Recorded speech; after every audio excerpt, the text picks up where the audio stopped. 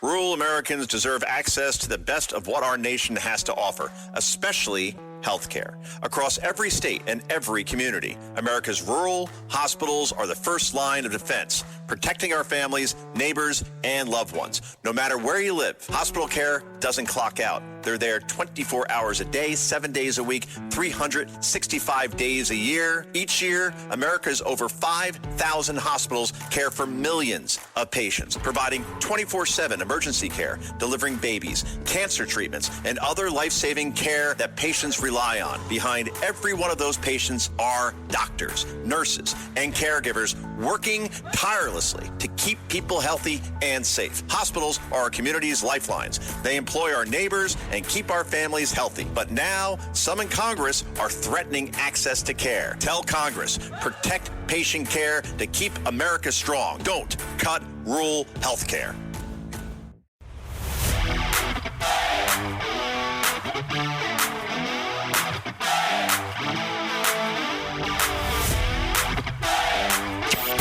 He's at war with woke. Joe Concha thinks liberals are a joke. Joe Concha. This is the Joe Concha Show, weekday edition, sponsored by the Tunnel to Towers Foundation. Here's Joe Concha.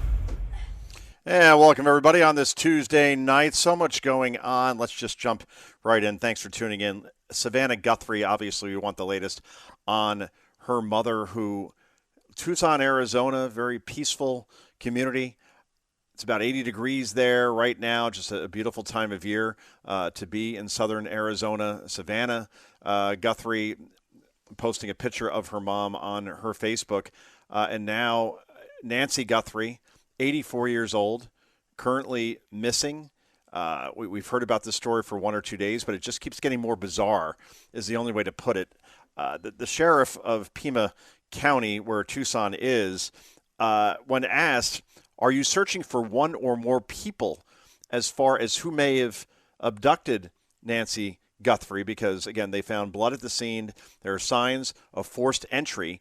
And the Pima County Sheriff answered, quote, no clue to that question as to whether he's searching for one or more people. Also says that he hopes to get her back, but it doesn't sound like they have any leads right now.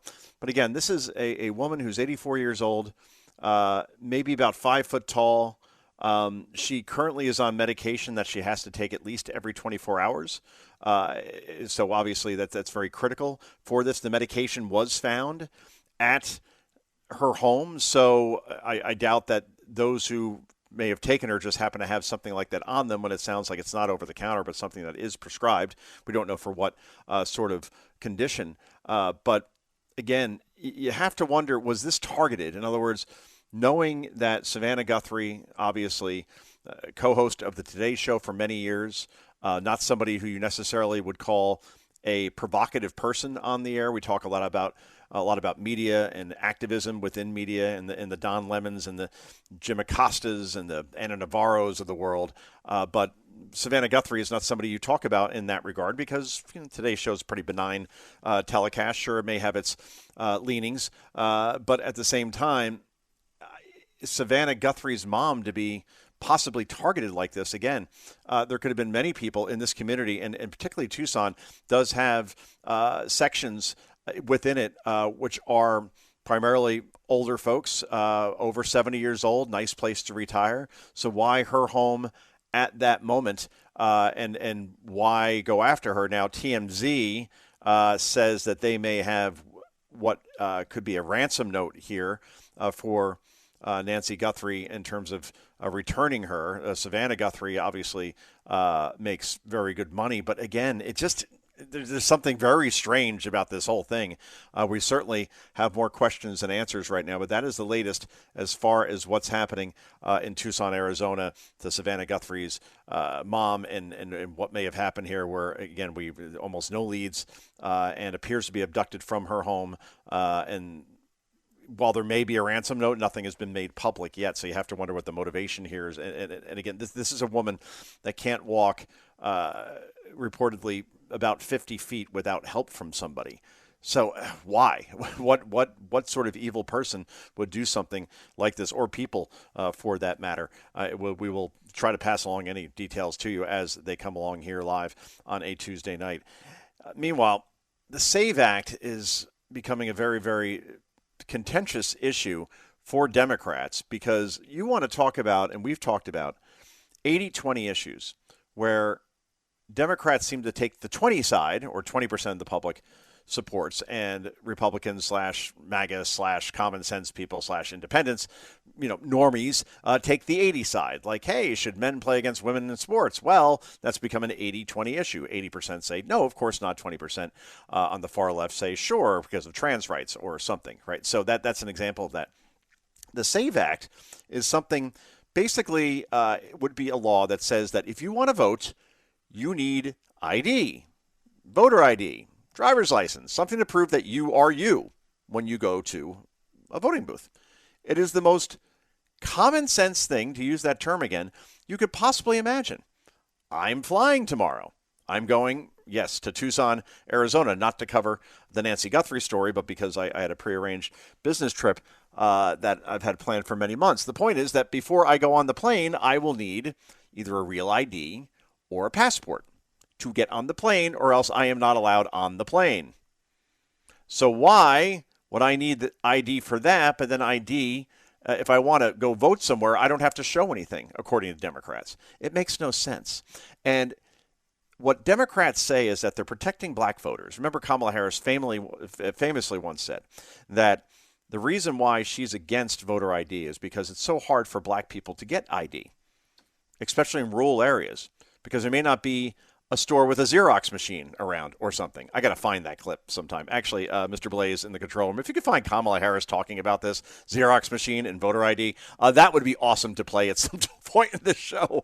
Work your magic for me, my friend. But in the meantime, here are black voters, okay, the ones that Democrats say they are protecting in this case, talking about why they think voter ID is actually a very, very good idea. This is cut number 2. Go. If we have it. Cut number 2. Door number 2. It's coming. I swear. This is me stretching right now. We don't have cut 2? All right, not a problem, because I have other stuff here, my friends. Oh, we got it? All right, Mr. Blaze says he has it. Go ahead. Cut. Take a look here. Favorite photo ID to vote. 85% of white people favor it. 82% of Latino. 76% of black Americans favor it. So the bottom line is this. Voter ID is not controversial in this country. A photo ID to vote is not controversial in this country. It is not controversial by party, and it is not controversial by race. The vast majority of Americans agree with Nicki Minaj that, in fact, you should have a photo ID to be able to vote. So something of a non. Whoa, really? Wow. Isn't that something? Another vote from Siegel. Now, this is an A-plus rated pollster that you don't really hear much about because they're so accurate in 2024 election. They basically nailed that, which most other pollsters didn't. All right, here's the question. Do you support or oppose deporting those illegally in the U.S. back to their country of origin? Support, 61%. Oppose, 34%.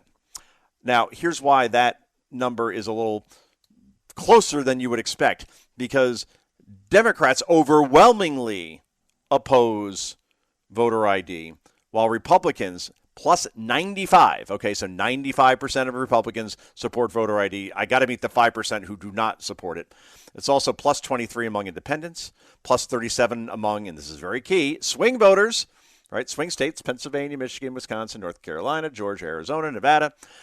So the only people that strongly oppose this are Democrats, and that's why the number is back towards, again, 61-34 is quite the split in a country where most people can't agree on what time it is, but there to get 61% support on anything is really incredible. Anyway, let's go to cut number 10. This is another poll that CNN reports on, and the numbers are even more overwhelmingly in support of ID to vote. Cut number 10. Go. And the American people are with Nicki Minaj, because what are we talking about here? So take a look here. Favorite voter ID to vote. Look, I got all this polling on the screen going back since 2018. You'll notice on all of it, it's all north of 75%, 76%, 76%, 76%, 81%, and then 83% in the last year of Americans agree with Nicki Minaj. They favor photo ID to be able to vote. Yep, worth repeating, no question about that. So, yeah, that's where we are on this particular issue. Now, the reason why this is something that, okay, just pass it and we're done, is because in the Senate you need 60 votes in order to overcome the filibuster, right? That's the way the founders framed things as far as, well, you don't want one party to go in, and if they have even just a small majority, just ran through a bunch of stuff that could fundamentally change the country. You can say, well, in this case, it's the right thing to do. I agree with you. But at the same time, if Democrats get power and you blow up the filibuster, then you're going to have a situation where, let's see, the Electoral College will be cast aside, and that's very, very important. I'll get to that in just a moment as to why Democrats are in real trouble when it comes to future elections, and a census that's about to come up that is going to just turn everything sideways as far as what states get more Electoral College votes and which ones get less. You can only imagine how that's going to go.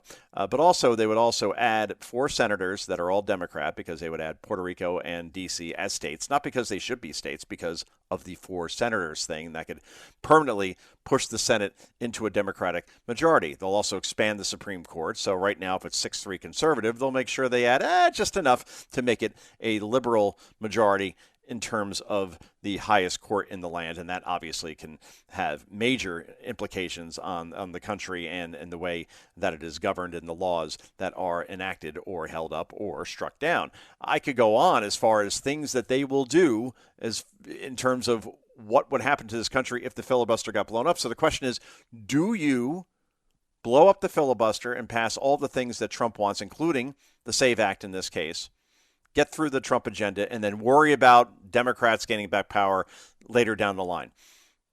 Well, Trump's argument, and it's a good one, is that, well, Democrats are going to do this anyway. Whether Republicans blow up the filibuster or not, they will do so if they're put in a position of power to do so. So why not just pass as many things as you can now if you know what's coming eventually?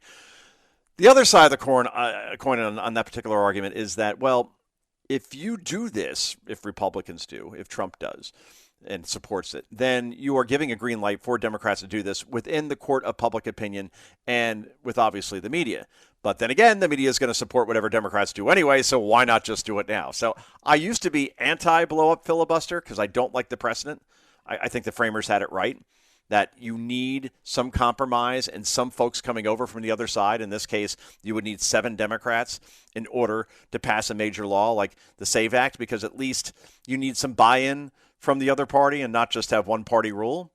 But now more and more, the way Democrats are acting and the way they governed during the Auto Pen administration, if not for Kyrsten Sinema and if not for Joe Manchin in West Virginia, Sinema in Arizona, they would have passed all the things I was just talking about, and they wouldn't have even a hint of remorse, because power and holding on to power, that is the only important thing in this case. Meanwhile, changing gears for a moment, if you don't mind. Vogue, and I get Vogue isn't the old, I don't know, Time magazine, right? Or Life magazine, or give me something that kind of had some gravitas way back in the day. Vogue has always been Vogue. But now they've become more political, unfortunately, and comically for that matter. So they did a cover story on Gavin Newsom, where he gets the whole Annie Leibovitz cover as far as the photograph is concerned. Couldn't make the guy look any better if they tried. Not that you have to make Newsom look, you don't have to do much to make the guy look good. I mean, this is somebody who obviously cares a lot about his looks, understands that that is a big positive for him, because there's so many low info voters out there who will just simply vote for a person based on the way they look, which is really unfortunate. But that's the society that we live in. And quite frankly, when was the last time we had an ugly president, for that matter? Trump's a good-looking guy. Biden's old-ish, but Biden back in the day, pretty handsome guy. All right, I'll say it. Barack Obama, all right, handsome guy. George W. Bush, handsome in his own kind of folksy country way. Bill Clinton, was attractive to like a Monica Lewinsky, right? So, Bill Clinton in his 40s as president, you can say is a good-looking guy. George H.W. Bush, Ronald Reagan. It's a thing. It's unfortunately the way you look in terms of height, in terms of just your presentation. That's why I hear James Carville talking about, well, J.B. Pritzker could be, president one day. I'm like, no, he can't. It's Fred Flintstone. It's Ralph Cramden. I'm sorry. The weight thing will be a problem for him. And his record, of course. Illinois is a horrible state in terms of the way that it is run. But, yeah, I mean, it kind of means something.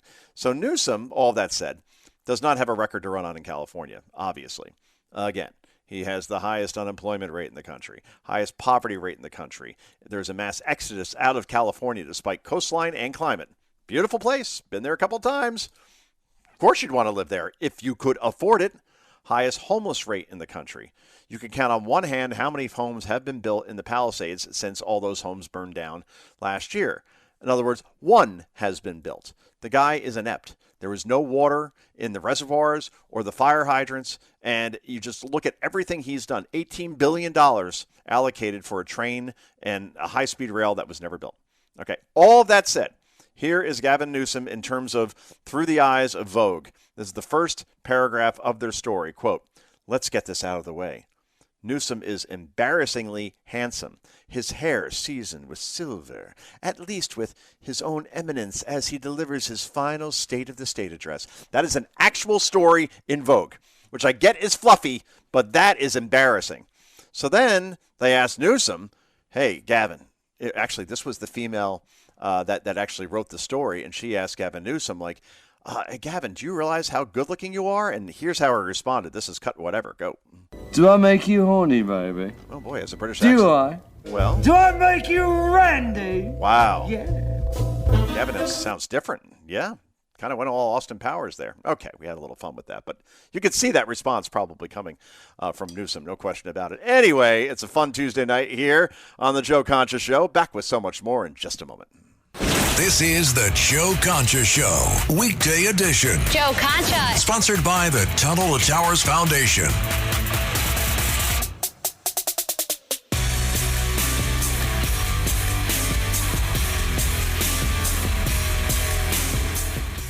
The children of our nation know little to nothing about 9/11, but the Tunnel to Towers 9/11 Institute is righting this wrong by helping teachers educate kids in kindergarten through 12th grade. Their nonfiction first-person accounts are told through videos and the Discovering Heroes book series. The Institute offers full scripted curriculum units with background for teachers, a speakers bureau for classrooms, a mobile exhibit that's an interactive museum with 9/11 artifacts and FDNY guides. Donate $11 a month and amplify your impact by donating your car or land. Go to T2T.org. Adobe Acrobat Studio, so brand new. Show me all the things PDFs can do. Do your work with ease and speed. PDF Spaces is all you need. Do hours of research in an instant with key insights from an AI assistant. Pick a template with a click. Now your prezzo looks super slick. Close that deal? Yeah, you won. Do that, doing that, did that, done. Now you can do that with Acrobat. Now you can do that with the all-new Acrobat. It's time to do your best work with the all-new Adobe Acrobat Studio.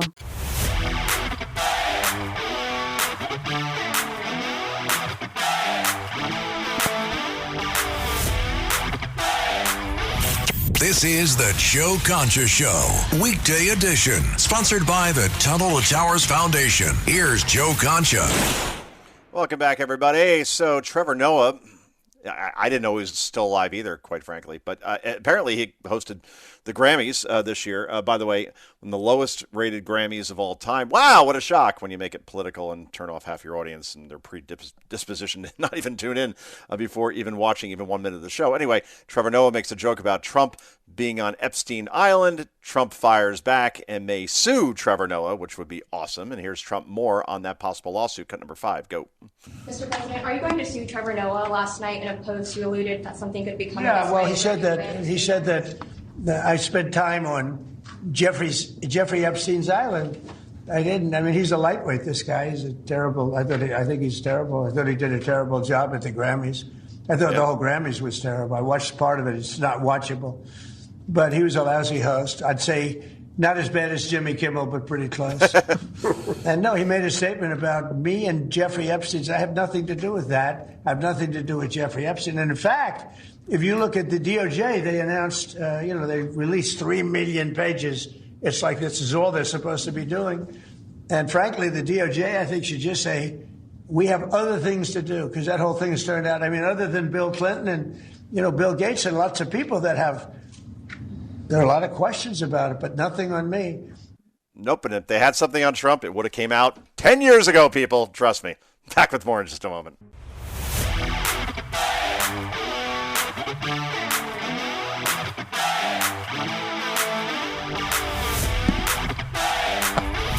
This is the Joe Concha Show, weekday edition, sponsored by the Tunnel to Towers Foundation. Here's Joe Concha. So an update on the missing situation with Nancy Guthrie. You don't know quite what to call it. It looks like it was some sort of abduction, a kidnapping. Again, there were blood splatters in front of the front door. Obviously, she was there one moment and gone the next. But now also, as Nancy Grace points out on Fox just recently, she's saying that, you know what, you would think that in a community like that, which primarily is older folks, it regardless of what your age is, almost every community, every suburban home and apartment, it feels like these days, has a Ring camera, right? It's a very, very common thing these days, especially in a world of Amazon, and you want to make sure your packages aren't taken, and, you know, obviously for security reasons. You could see who's approaching your door, who may be outside without having to open it. I mean, 1,000 reasons. I have Ring, and I get a notification every time there's movement by a human being in my backyard, my garage, the side of my house, and my front door. And she's saying that you would think that there would be some sort of footage, not from Nancy Guthrie's home. Again, Nancy Guthrie is the daughter of Savannah Guthrie, the co-anchor of NBC's Today Show for some years now. But her Ring camera is missing. So she had one, and somebody ripped it out, which tells you that this was probably premeditated on some level, right? Or maybe even if it wasn't premeditated, to get rid of the camera, that's the first thing that you do. I guess you could go from the side, not be seen, and tear the thing out. But you would think other neighbors perhaps have Ring cameras where you would see a car exiting. Maybe you could get a license plate. You remember Tyler Robinson, the person who, and I say this very loosely, allegedly killed Charlie Kirk. Of course he did. They found a bunch of Ring camera footage of him, security camera footage as well, and that's where his father recognized him and turned his own son in because his father worked in law enforcement. You got to think there's some sort of similar situation here with Nancy Guthrie where while her Ring camera was taken, perhaps there are other Ring cameras in the area that could tell you the time of when this may have happened, and you could get, you know, at least a car or a truck or some sort of vehicle or maybe some sort of view of Guthrie's home from afar. I don't know, but an excellent point by Nancy Grace on Fox earlier. And again, we'll keep you updated anytime we hear anything about this. But TMZ now reporting that there is a ransom note against TMZ, but TMZ, it's not the National Enquirer. They tend to get these things right more often than not. And in this case, if that's the case, it's the only thing that makes sense because of all the people that they took from this community. An 84-year-old who could barely walk from here to there, something like if she can't go 50 feet without help from somebody else, is on some medication that she needs to take every 24 hours. To think they knew that home at that moment, and she is the daughter of Savannah Guthrie, who I would imagine is quite wealthy given her status with NBC all of these years. This feels more and more like it was targeted. And again, we'll keep you updated as more facts come here on the Joe Concha Show. Let's talk about Jerry Nadler for a moment, shall we? Ozempic Jerry went from looking quite supple to a lot thinner, but apparently this shrunk his brain as well. Not that it was all that big, but here Nadler appears to be saying that it's probably okay to shoot ICE agents because they're Nazis and stuff. Again, this is somebody who's been in Congress forever. You would think he would kind of know where the line is. Nope, line eviscerated. Cut number 3, go. But what is really the major problem in this country today is the fascism in our streets. The attacks on American citizens by masked hoodlums. If you were attacked by a masked person, you might think you were being kidnapped. You'd be justified in shooting the person. Oh, justified in shooting the person. This is unbelievable. Again, ICE is not going after American citizens, those who are here legally. They're going after the worst criminals who entered the country illegally. And now we've had something like, I've seen these numbers all over the place, but 600,000 deportations have occurred. A lot of them are criminals. And I'll say the stats while I'm blue in the face. We are now seeing a murder rate in this country that dropped more precipitously from one year to the next in Trump's first year, his first year in his second term. The reason why that has happened, where it's dropped to its lowest rate since 1900, perhaps is because of the job that ICE is doing. One absolutely has something to do with the other. And our ridiculous mayor in New York, Zohran Mamdani, this guy says that not only will New York Police Department not work with ICE in any way, shape, or form, and that would make him look good, by the way, but he's not, going to take that help like they have in places like Memphis and New Orleans where crime is down considerably, but D.C. as well, and I'll talk about that in a moment. But Mamdani says that, all right, he wants to abolish ICE as well, says it should go away. Oh, great. So with no ICE and there's no arrest, then criminals who enter the country roam free. I guess that's the New York that Zohran Mamdani wants. He wants to go back to open borders. He wants the auto pen administration and what happened during those 4 years. Unbelievable. Anyway, here is somebody who thinks that, I know it's only been a couple of weeks, less than 5, but Zohran Mamdani ain't delivering. Buyer's remorse already setting in. This is cut number 4. Go. Excuse me, sir, I have a question. So I saw on the bus it said, and I see the sign that says fares required. I thought the buses were supposed to be free now because, Mamdani just won. That's a good one. When does that start? That's never going to start. Never going to It's never going to start. All right, well, I want to say I appreciate what you do, my guy. All right, have a good one, my guy. Listen, you are the heart and soul, the backbone of New York. Stay safe. I don't care if you come off for free. I got you. W, man. Thank you, bro. Have a good one. I've been doing free buses before, Mamdani. I'm the man. Yes, sir. All right, you got to run for the next election. I'll vote for you. Have a good one. I'd vote for that bus driver. No question. You hear that? Yeah, that ain't never going to happen. Of course it's not. That was a promise that, you know what? I wonder how many people actually voted for Mamdani, not based on his policies, like his promises. Like, all right, free childcare, free busing, free subways, government-run grocery stores that'll be infinitely less expensive than those that are owned in the private sector, which has never, ever happened in the history of the world. Soviet Union, Cuba, Venezuela, go study about those countries and when they try to do that sometime. But all the things that he has promised, like $30 minimum wage, I don't know if people really care whether he is able to deliver on those promises. I don't think they voted for policy or for ideas. I think they voted for this young guy who made these really slick social media videos and I guess is anti-establishment by being a democratic socialist. So they just wanted something different, right? They just want something different. And they say, okay, this guy's young and he's going to do different things and different is good. But here's the thing. He's not going to do anything differently because he's not going to be able to pass anything that he wants. Kathy Hochul, the governor, just yesterday, had a big flat no as far as does she support raising taxes anymore on New Yorkers on a state level. And she says, no, I don't believe in taxing for taxing's sake. And it's a flat no. So he's not going to get the money that he needs to pay for all of this. And certainly the Trump administration isn't going to bail him out. It's already a huge budget shortfall, $13 billion in New York alone. And he wants to double that, but the money's got to come from somewhere.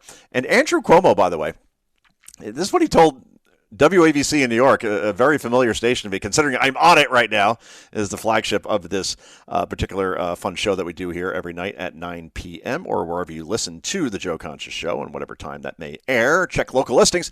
Anyway, here's Andrew Cuomo to our WABC talking about how taxing the rich doesn't work and why. Cut number 9, go. Tax the rich. Why? Because that's what the Democratic Socialists live by. It doesn't even make sense economically. Tax the rich. Nope. We are losing rich people in New York City, New York State. They are moving. Yes. You increase taxes on the rich, you will accelerate the reasons for them to leave the state for lower tax jurisdictions. Also that is correct. a fact. Yes. I understand the political appeal to the socialists, tax the rich, because the rich are evil, the rich are bad. Millionaires, we hate millionaires. You know what? This society Every kid grows up, you want to be a millionaire. You That's want true. to succeed. Yes. No, we're going to punish those millionaires. We're going to make them pay. Wow. The way the taxes work in this state, the top 1% of payers pay 50% of the taxes. That doesn't seem fair. So keep pushing that top 1% to leave the state. Right. And this state is going to have real financial problems. Wow. Can I vote for that guy still? Wait, I live in New Jersey. I couldn't vote for him anyway. Look, Cuomo, the nursing home thing, unforgivable. I completely agree. But wouldn't you rather have that guy in office right now than the current mayor? Because at least there seems to be some common sense, right? At least the guy had a real job at one point. Mamdani has never run a lemonade stand. And now he's running the most complex city in the world, the financial capital of the world. Oh, congratulations, all of you in Brooklyn who voted for this moron because he's really cool on social media. Oh. Anyway, what I hate more than anything in the world is people that play the race card. And we got a lot of those on television right now. How you doing, Joy Reid? What's going on there, Sonny Austin? But now also the NBA, tough guy like Draymond Green, Golden State Warriors. This guy is the dirtiest player I have ever seen in any sport. He's that bad. And he knows what he's doing. He is there to be an enforcer. Now, in the NHL, enforcers are necessary. You need one guy on the team who doesn't necessarily score in any way, shape, or form. He is just there to fight. Ranger fans, say hello to Ty Domi. All right, that guy. You have somebody on your team who is there to protect your stars. And that's the way it's been since the beginning of time. In the NHL, it's more than acceptable. But in the NBA, you don't necessarily have an enforcer on every team.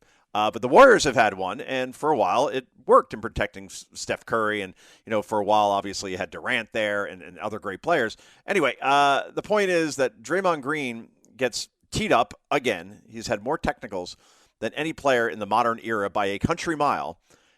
And then in this particular instance, I guess he's inspired by Don Lemon in some way, shape, or form, who says he's only being prosecuted because he's black and gay. No, you're being prosecuted because you're an ass clown who doesn't know journalism, who tried to exploit the First Amendment to storm a church, and you broke the FACE Act and you broke the KKK Act, ironically enough. Anyway, here's Draymond talking about how a white referee teed him up because he's a black guy, and in the end, he's only getting all these technical fouls, not because he is a profoundly dirty player, because black people are just suffering more than anyone else in the country.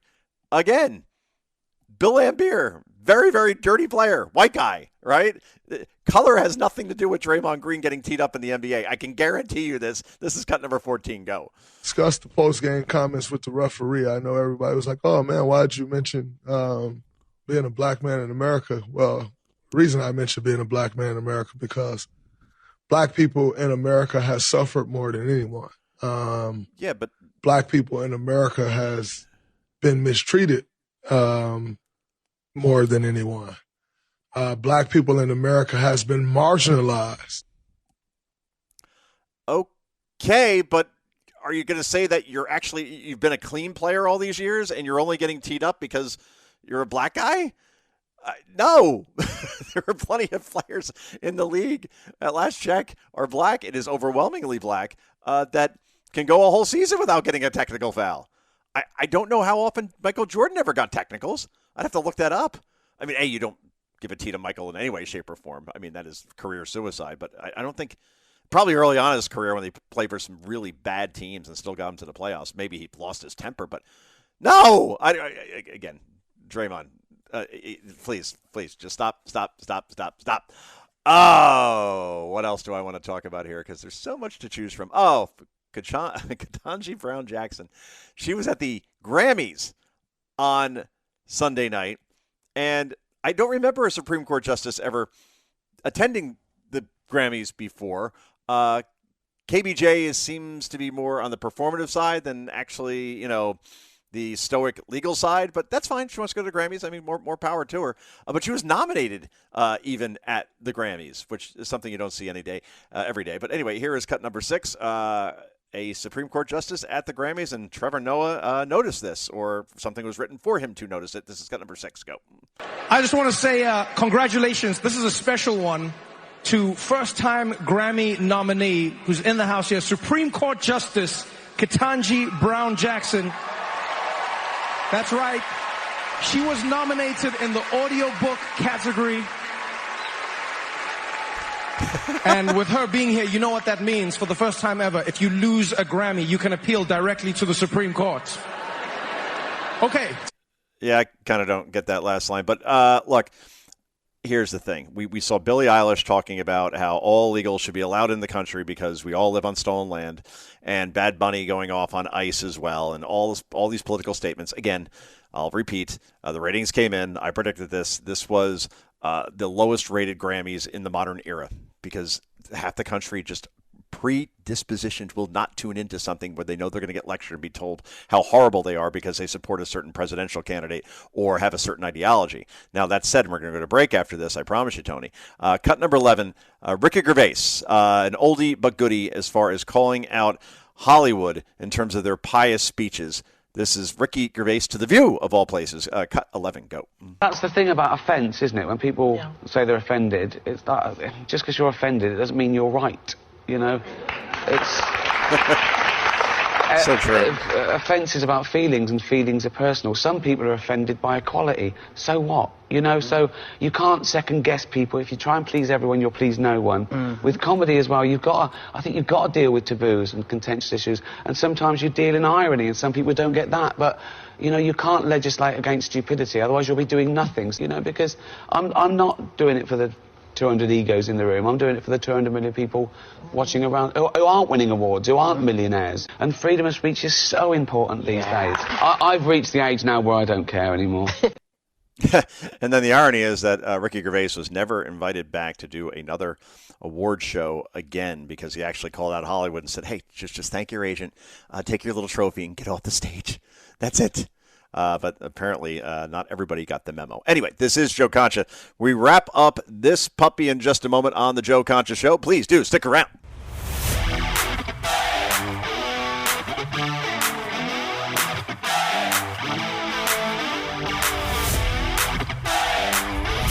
This is the Joe Concha Show, weekday edition, sponsored by the Tunnel to Towers Foundation. Here's Joe Concha.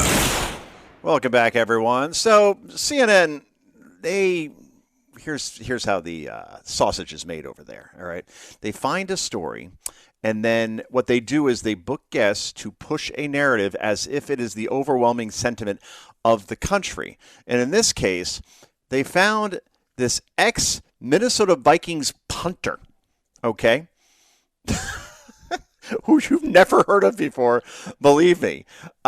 And put him on the air to talk about how he believes that the U.S. is on this path towards Nazi Germany and all this stuff. Like, yeah, let's hear from the punter you've never heard of before, Chris Kluwe.